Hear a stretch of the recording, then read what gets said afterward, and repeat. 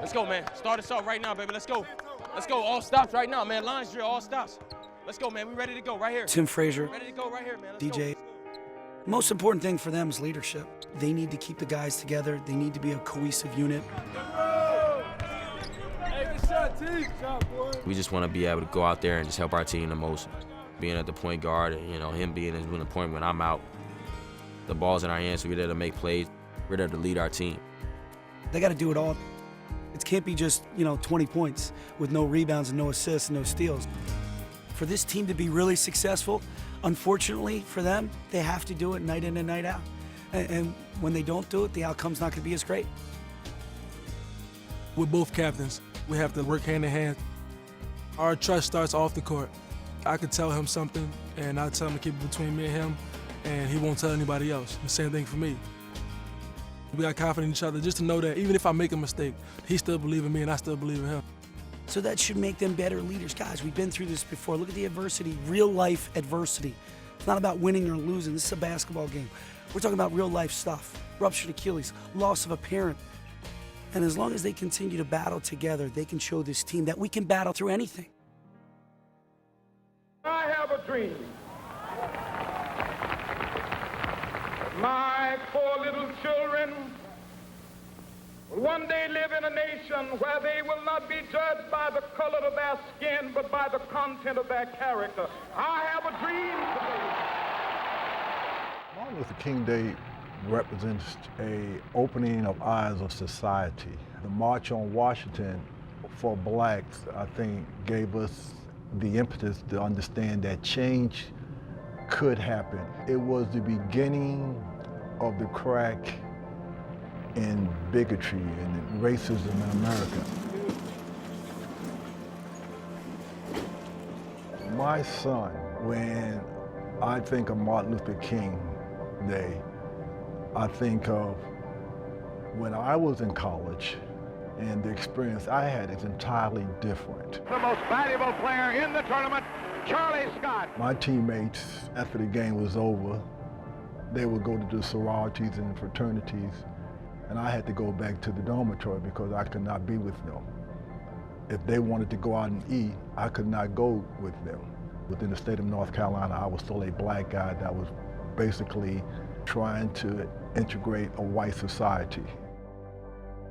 He's told me stories about a away game, and the fans would just boo him all the time, only him, no one else on his team. They would throw stuff at him during the games, just talk bad about him the whole time. And then me knowing that when I go on away games, the little things that fans do to me, I don't really let it get to me now. I mean, I understand what he went through and all the troubles he had. I just think about, like, it's easy for me now. Back in his time, him being on the court with white players was frowned upon. So just knowing that everybody out there is truly a family, just a great feeling.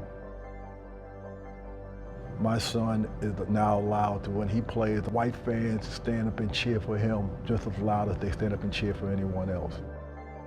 He's allowed to enjoy all the things that the university has to offer as a student, as an athlete.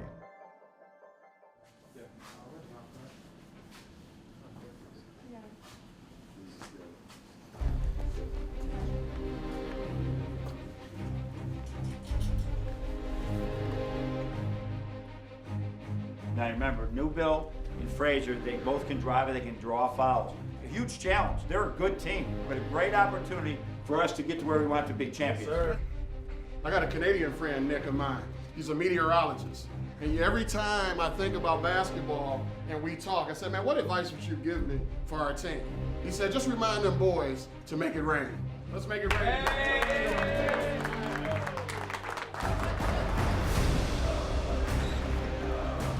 Stauskas has it left to right, behind a screen from Warford. Spins to the free throw line, bounce pass inside for the easy jam.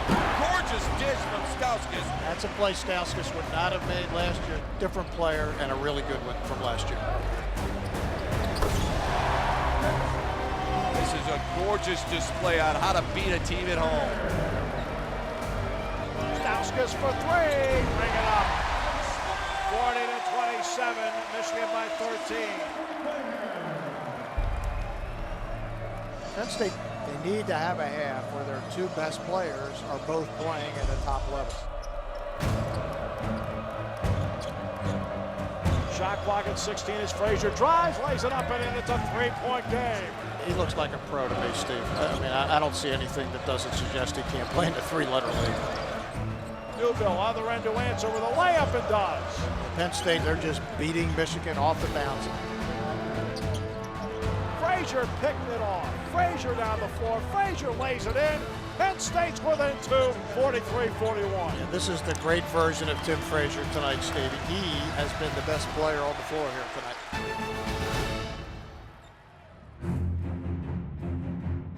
Penn State, got to give them credit. They were down by 13 at one point. They pulled to within one possession. Top side, Walton touch pass Stauskas. Got to have that three. Better believe it. 3 triples in the game so far for Nik Stauskas. 7th time he's had 3 or more.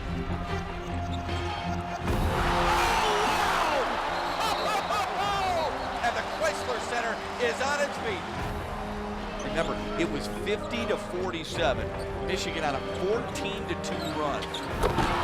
Great feed from Stauskas yet again. 5 assists for Nik Stauskas to go along with 6 rebounds and 21 points.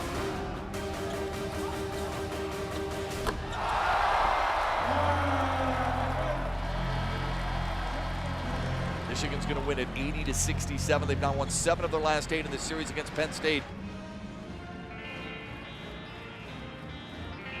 2 home wins, 2 away wins. Yes. Right? That's not easy to do. We in here, I have to do both those. So we in here.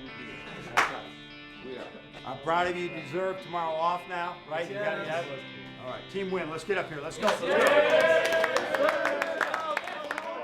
Really proud of you. Let's keep it going. How do we play? Hard, we play. smart, Michigan. tough, We're going to be champions.